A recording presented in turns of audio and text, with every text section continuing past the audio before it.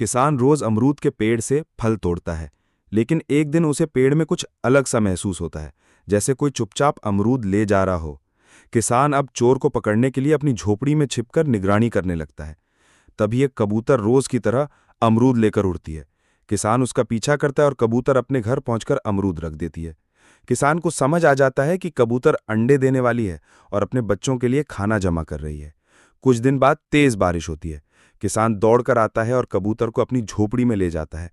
कबूतर का घोंसला पानी में बह जाता है। फिर कुछ दिन बाद अंडे फूटते हैं और बच्चे निकलते हैं। किसान भावुक होकर रोने लगता है। फिर लाइक सब्सक्राइब नहीं किया। किसान रोज अमरूद के पेड़ से फल तोड़ता है।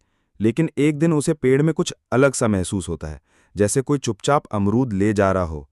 किसान अब चोर को पकड़ने के लिए अपनी झोपड़ी में छिपकर निगरानी करने लगता है।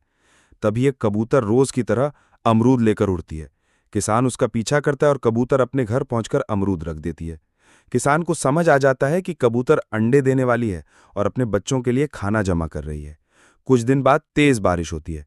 किसान दौड़कर आता है और कबूतर को अपनी झोपड़ी में ले जाता है। कबूतर का घोंसला पानी में बह जाता है। फिर कुछ दिन बाद अंडे फूटते हैं और बच्चे निकलते हैं। किसान भावुक होकर रोने लगता है। फिर लाइक सब्सक्राइब नहीं किया। किसान रोज अमरूद के पेड़ से फल तोड़ता है।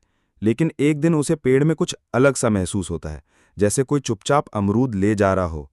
किसान अब चोर को पकड़ने के लिए अपनी झोपड़ी में छिपकर निगरानी करने लगता है। तभी एक कबूतर रोज की तरह अमरूद लेकर उड़ती है।